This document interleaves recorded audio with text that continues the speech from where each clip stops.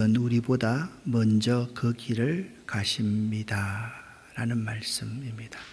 하나님께서 우리에게 주시는 말씀은 신명기 1장 29절부터 33절의 말씀 합독하겠습니다. 내가 너희에게 말하기를 그들을 무서워하지 말라, 두려워하지 말라. 너희보다 먼저 가시는 너희의 하나님 여호와께서 애굽에서 너희를 위하여 너희 목전에서 모든 일을 행하신 것 같이 이제도 너희를 위하여 싸우실 것이며, 광야에서도 너희가 당하였거니와 사람이 자기의 아들을 아는 것 같이 너희의 하나님 여호와께서 너희가 걸어온 길에서 너희를 안으사 이곳까지 이르게 하셨느니라 하나, 이 일에 너희가 너희의 하나님 여호와를 믿지 아니하였도다. 그는 너희보다 먼저 그 길을 가시며 장막 칠 곳을 찾으시고 밤에는 불로 낮에는 구름으로 너희가 갈 길을 지시하신 자이시니라. 아멘. 이 그림은 포드 파피루스 단편으로 주전 2세기 고대 히라버 신명기 사본입니다. 신명기는 이스라엘이 광야 40년을 마감하면서 가나안 땅이 보이는 모압 평지에서 모세가 이스라엘 백성들에게 한 세 편의 설교로 구성되어져 있습니다. 이 광야에서 출애굽한 1세대들은 다 죽고요, 새로운 세대가 태어났습니다. 모세는 하나님의 율법을 모르는 다음 세대들에게 율법을 다시 전해줘야 할 필요를 느꼈습니다. 신명기 1장은 모세가 광야 제2세대, 다음 세대들에게 주시는 말씀입니다. 젖과 꿀이 흐르는 약속의 땅 가나안을 목전에 두고 가나안을 차지할 다음 세대들에게 지나간 40년의 이스라엘 역사를 회고합니다. 가나안에 들어가야 할 세대들이 두려움에 차 있는데 그들에게 용기를 주는 말씀으로 모세의 관점에서 보면 유언과도 같은 매우 중요한 말씀이 오늘 본문의 말씀입니다. 모세는 다음 세대들에게 가데스 바네아의 반역을 해상합니다. 가데스 바네아의 사건이 어떤 사건입니까?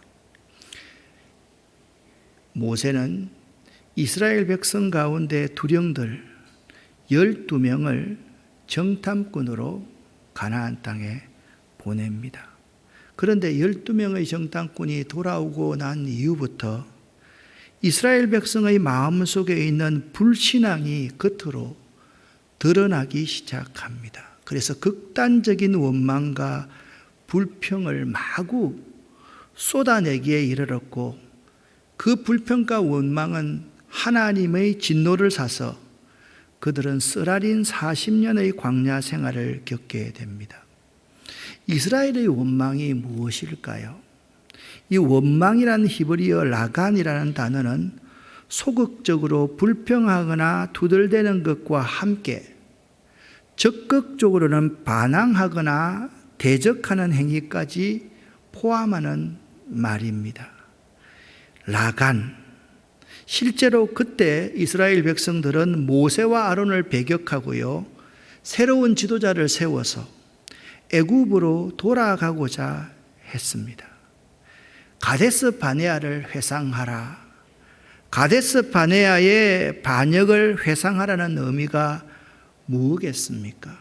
믿음이 없는 1세대는 그 광야에서 죽을 수밖에 없었습니다.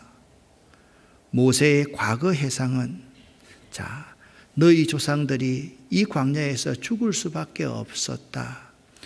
너희는 그들처럼 믿음이 없어서 또다시 여기에서 죽어지는 사람이 아니라 믿음 있는 자가 너희들 가운데서 일어나기를 원한다. 그게 하나님의 마음이다. 그래서 가데스 바네아의 회상의 의미는 하나님의 마음을 다음 세대, 제2세대들이 알기를 바라는 모세의 간절한 유언과도 같은 회상이었습니다. 우리도 살아가면서 가데스 바네아에 서게 되는 경우가 참 많습니다. 앞이 뻔히 보이는데 망설여지고 주저주저합니다. 믿으면 반드시 가능한데요, 올바른 선택보다 그릇되고 세상적이고 세속적이고 인간적인 선택에 기울어질 때가 참 많이 있습니다. 바로 그 한 번의 선택 때문에 우리 인생이 얼마나 꼬이고 힘든 줄 아십니까? 저도 인생의 그런 경험이 많이 있습니다. 그 한 번의 선택 때문에 내 인생이 꼬이고 힘든 적이 많이 있었다라는 말씀입니다. 그 한 번의 선택이 내 인생의 가데스 바네아의 반역 사건이었습니다. 이 한 번의 선택, 이 가데스 바네아의 이 선택은 매우 중요합니다. 그들이 가데스 바네아에서 40일 있었는데 그 하루가 1년이 되어서 이스라엘 백성들은 40년 동안의 광야를 배회하지 않으면 안 되었던 것입니다. 그런데 그 가데스 바네아에 있었던 그 이후에 이스라엘 백성들의 모습은 어떤 모습이었을까요? 지금 모세 앞에 광야 2세대들이 앉아 있습니다. 말씀을 듣고 있습니다. 그 광야 2세대는 젖과 꿀이 흐르는 가나안 땅의 족속들을 무서워하고 있었고 현 상황을 두려워하고 있었다라고 오늘 성경은 증언하고 있습니다. 모든 두려움은요, 온전한 사랑과 믿음이 결여된 결과입니다. 성경을 읽어가더라면 이 사랑과 믿음은 손등과 손바닥과 똑같습니다. 그러니까 사랑 대신에 믿음을 넣어서 읽어도 전혀 어색하지가 않습니다. 믿음 안에 두려움이 없고 온전한 믿음이 두려움을 내쫓나니 두려움에는 형벌이 있음이라. 두려워하는 자는 믿음 안에서 온전히 이루지 못하였느니라. 아멘. 모든 두려움은 믿음이 결여된 결과라는 것입니다. 그런데 믿음이 결여돼서 두려움하고 떨고 있는 그들에게 하나님은 어떤 분으로 다가가셨습니까? 오늘 30절과 33절의 말씀을 보면 이렇게 말씀하고 있습니다. 너희보다 먼저 가시는 너희의 하나님 여호와. 33절입니다. 그는 너희보다 먼저 그 길을 가신 분이다 라고 말씀하고 있습니다. 먼저 가신다, 앞서 행한다 라는 이 뜻은요, 그냥 멀리 보시고 미리 준비하신다는 일반적인 뜻도 있지만 원어적인 의미를 더 깊이 들어가면 우리들의 눈앞에서 행하신다라는 뜻입니다. 그러니까 이스라엘 백성들의 눈앞에서 하나님이 행하셨다. 그게 하나님이 앞서가셨다라는 의미인 것입니다. 실제로요, 이스라엘 백성들 눈앞에서 하나님이 행하셨습니다. 자, 200만이나 되는 사람들, 그 사람들이 광야에 나왔습니다. 물이 준비되었겠습니까? 물차가 준비되었겠습니까? 그리고 양식들이 준비되었겠습니까? 아무것도 준비되어 있지 않았습니다. 그런데 하나님은 반석을 쳐서 물을 내어주시고 하나님은 메추라기와 만나로 그들을 먹여주셨던 것입니다. 자고 일어나면 눈앞에서 행하시는 하나님을 그들은 다 경험하고 보았던 것입니다. 그런데 이스라엘 백성들은 하나님께서 눈앞에서 행하시는 것을 알지 못하였고 보지 못하였고 깨닫지도 못하였고 믿지도 못하였던 것입니다. 그리고 믿음이 없이 원망, 불평만을 일삼은 것입니다. 왜 하나님께서 이스라엘 백성들 앞서가셨다라고 성경은 말씀하고 있습니까? 30절 하반절 말씀에 보면 너희를 위하여 싸우시기 위해서 앞서가셨다라고 말씀하고 있습니다. 그런데 너희를 위하여 싸우시기 위해서 앞서가셨던 것보다 더 중요한 말씀이 그 바로 앞입니다. 애굽에서 모든 일을 행하신 것과 같이 이제도 너희를 위해서 싸우실 것이며 라는 말씀을 하고 있습니다. 애굽에서 너희 목전에서 모든 일을 행하신 것, 이 사건이 어떤 사건이 있었습니까? 바로가요, 이스라엘 백성들을 내보내 주려고 하지 않는 거예요. 하나님께서 10가지 재앙으로 애굽 백성들과 바로 왕을 물리치시고 이스라엘 백성을 출애굽시키셨습니다. 이스라엘 백성이 출애굽을 해서 이제 광야로 나아갑니다. 그런데 바로의 군사가 이스라엘 백성들을 추격하여 오는 거예요. 그런데 하나님께서는 애굽의 군대를 홍해의 물로 덮어 죽이시고 그들에게 완전한 해방을 주셨습니다. 또 하나님께서 애굽에서 행하신 일이 어떤 일이 있습니까? 아말렉의 침략에서, 그 광야에서 하나님은 모세가 산으로 올라가게 하시고 모세가 손을 들면 여호수아의 군사가 이기게 하시고 모세의 손이 쳐져지면 패배하게 하셔서 칼로 그들을 물리친 것이 아니라 하나님의 능력으로 아말렉 군사를 물리치셨습니다. 그리고 헤스본 왕 시온과 바산 왕 옥이 이스라엘 백성의 가는 길을 가로막았지만 하나님은 그들도 이스라엘 손에 붙이심으로 이스라엘에게 승리를 주신 것입니다. 이와 똑같고 유사한 사건이 느헤미야서에 나옵니다. 이스라엘 백성들이 다시 고국으로 돌아와서 예루살렘 성전을 재건합니다. 그런데 4장 7절, 8절, 9절 말씀에 보면 이런 말씀이 있습니다. 산발락과 도비아와 아라비아 사람들과 암몬 사람들과 아스돗 사람들이 예루살렘 성전이 다시 중건되는 것을 볼 수가 없었습니다. 그들이 다 함께 모여서 꾀하기를 예루살렘으로 쳐들어가자, 저들을 치자, 그곳을 요란하게 해서 성전을 짓지 못하게 하자, 그렇게 결의하고 지금 추격해 오기 시작합니다. 그때 느헤미야가 4장 9절에 이렇게 말합니다. 우리가 우리 하나님께 기도하며 그들로 말미암아 파수꾼을 두어 주야로 방어하면서 이 성전을 다시 재건해 가자라고 했습니다. 그리고서 4장 20절에 이렇게 느헤미야는 그 백성들에게 명령을 합니다. 너희는 어디서든지 나팔 소리를 듣거든 그리로 모여서 우리에게로 나오라. 우리 하나님이 우리를 위하여 싸우시리라 하니라. 할렐루야. 그들은요, 우리 하나님이 우리를 위하여 싸우시리라 그렇게 말했습니다. 자, 지금 광야에서 나와서 이제는 적각 꿀이른 가나안 땅을 바라보고 있는 이 세대들에게 하나님께서 이렇게 말합니다. 이제도 하나님이 너희를 위하여서 싸우실 것이다. 할렐루야. 이 사실을 믿으십니까? 하나님이 여러분들을 위해서 싸우실 것임을 믿으십니까? 우리는 가끔 그런 생각을 합니다. 나 같은 것을 위해서도 하나님이 싸워주실까?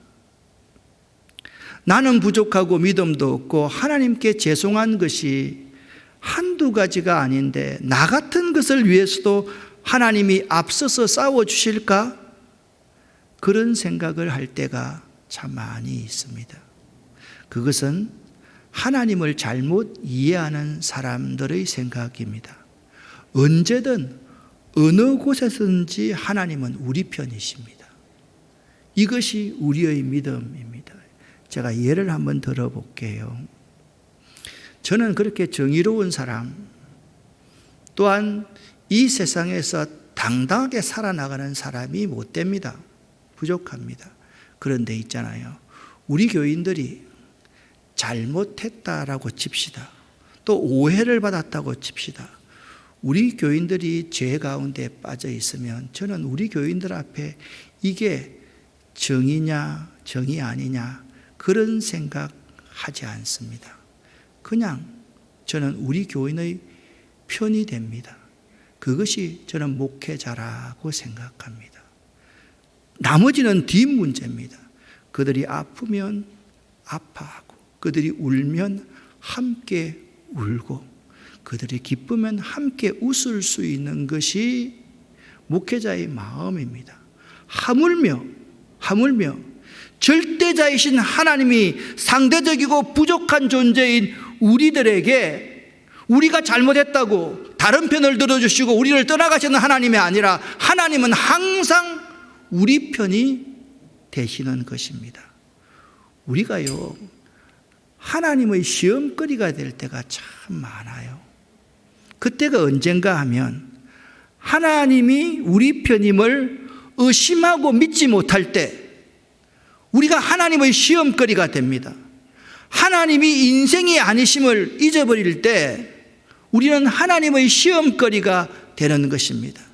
하나님이 우리 편이 아닌 적이 한 번도 없었고 앞으로 우리 편이 아닌 적이 한 번도 또 생기지 않을 것입니다. 하나님은 항상 여러분과 저의 편입니다.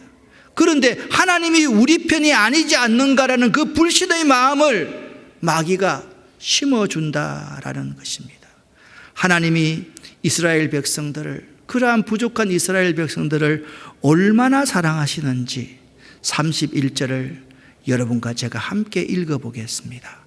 광야에서도 너희가 당하였거니와 사람이 자기의 아들을 안는 것 같이 너희의 하나님 여호와께서 너희가 걸어온 길에서 너희를 안으사 이곳까지 이르게 하셨느니라. 아멘. 저는 고등학교 때 안 믿는 가정에서 태어나서 이 말씀을 읽으면서 정말 깜짝 놀랐습니다. 사람이 자기 아들을 안는 것 같이 너희가 걸어온 길에서 너희를 안으사 이곳까지 이르게 하셨느니라. 정말 놀라운 말씀이었습니다. 이 그림을 한번 보십시오. 오른쪽 위에 어머니랑 아이가 마루에 앉아서 오손도손 대화하고 있습니다. 오른쪽 아래에 있는 그림은 아마 저 같은 아이였던 것 같습니다. 저는 어릴 때 매우 많이 아팠습니다. 안 아픈 적이 한 번도 없을 정도로 아팠습니다. 아플 때마다 항상 곁에 어머니와 아버지가 계셨습니다. 중간에 있는 그림은 어린 아이의 뺨에 뽀뽀해주는 아버지의 모습입니다. 그리고 좌편 위에 한없이 넓은 어머니의 젖가슴으로 아이를 안고 행복해하는 그러한 그림입니다. 하나님은 이스라엘 백성을 안으시고 이곳까지 이르게 하셨습니다. 그런데 31절 중반에 이렇게 표현하고 있습니다. 사람이 자기 아들을 안음같이 부모와 자식 간의 사랑을 비유로 들어서 이스라엘을 향한 하나님의 자상하고도 한없는 사랑을 생동감 있게 표현하고 있음을 봅니다.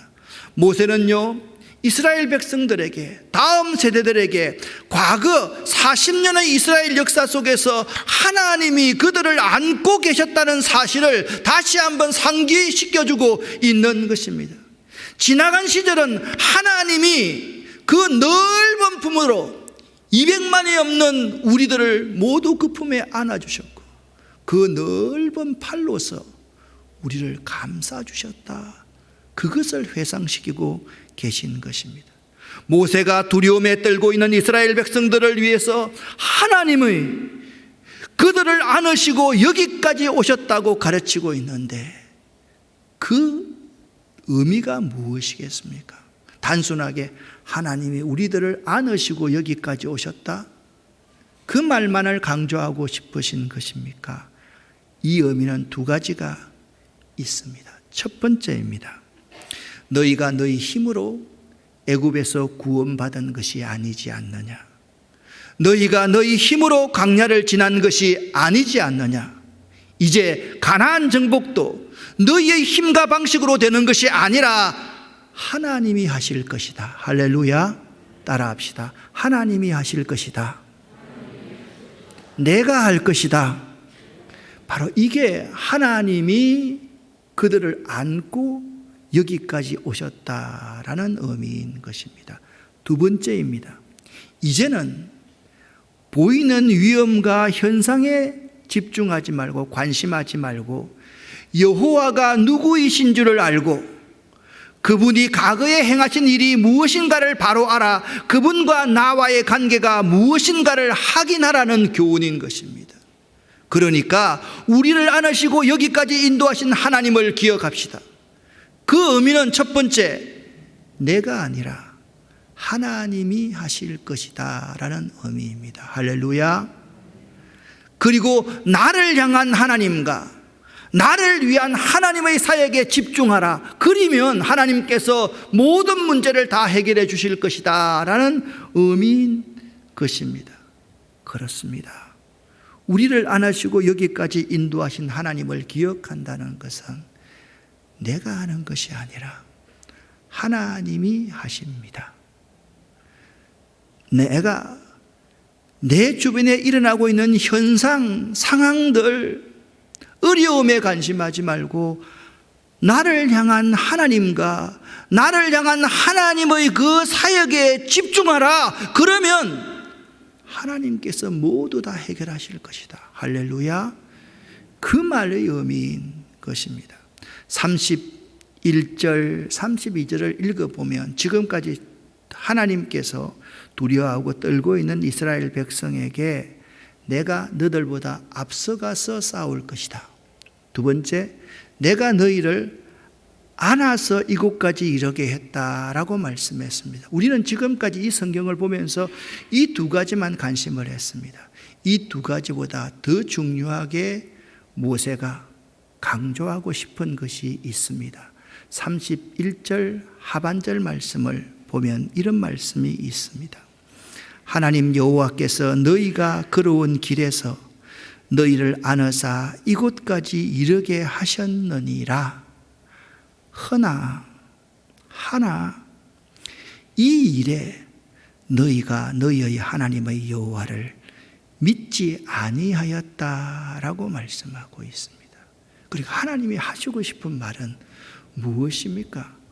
하나님이 너희 앞서 행하셔 싸웠다는 것을 믿어라. 그런데 왜 믿지 않느냐? 하나님이 너희를 안고 여기까지 오셨다. 그 말의 의미는 너희 힘으로 하는 것이 아니라 내가 행하는 것이야. 내가 하는 것이야. 그런데 왜 너희는 너희가 하려고 하느냐? 그리고 또 하나의 의미가 있었지 않습니까? 왜 자꾸 어려움, 현실만 보느냐? 가나안의 민족만 보느냐? 저들의 철병거만 보느냐? 그들이 장대함을 보느냐? 그게 아니지 않느냐? 나에게 집중하거라. 내가 너희를 위해서 행한 놀라운 사역들을 집중해 보거라. 과거에 그 일을 행하신 내가 그 일 해결해 주지 못하겠느냐?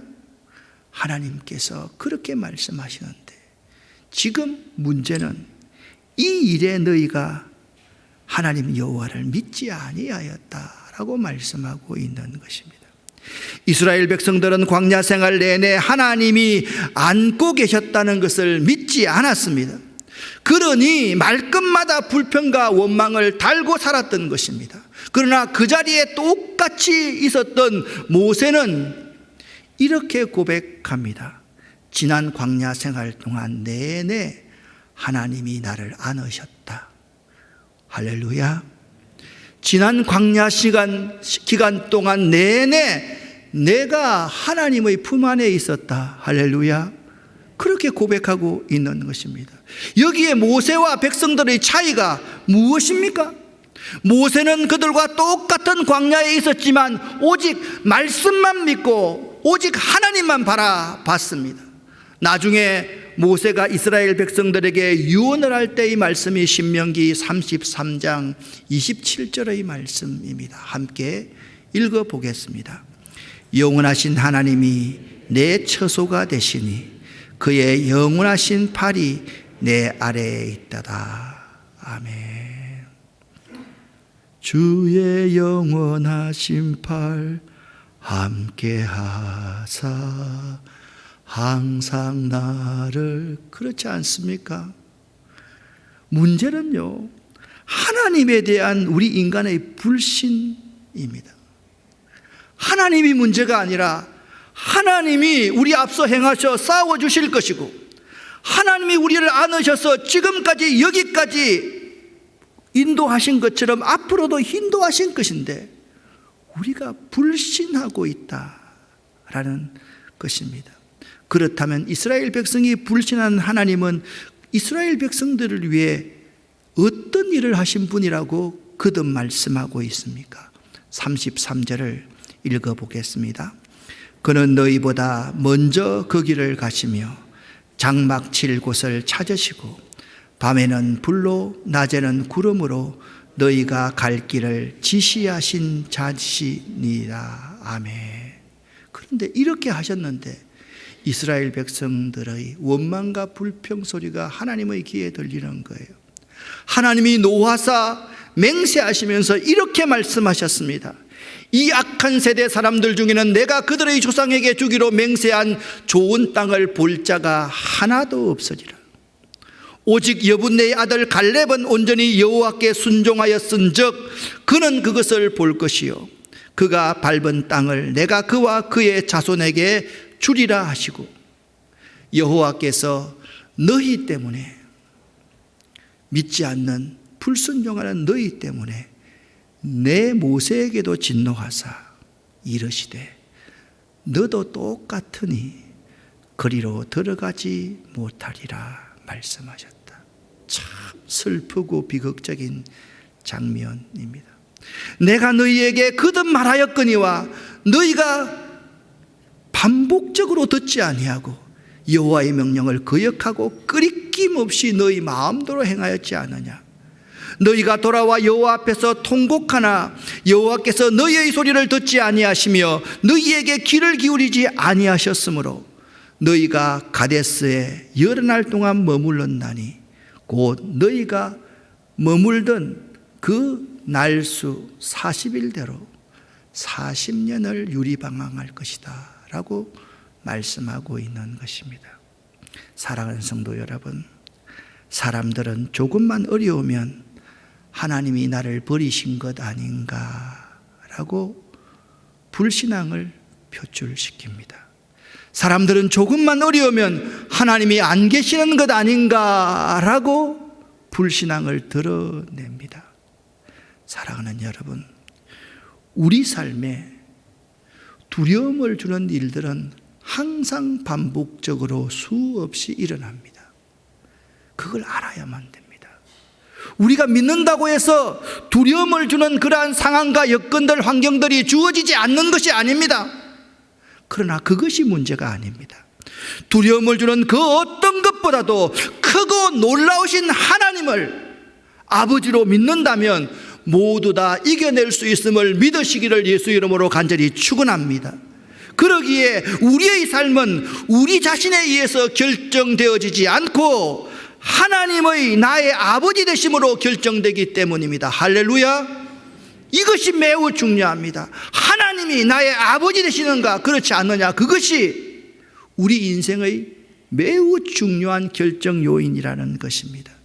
사랑하는 여러분, 성경에 이런 말씀이 있지 않습니까?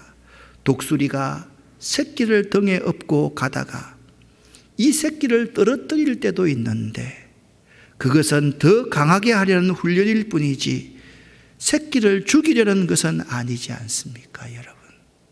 이 그림을 한번 보시면 새끼를 등에 업고 날아가다가 어느 순간 어미는 새끼를 떨어뜨려 버립니다.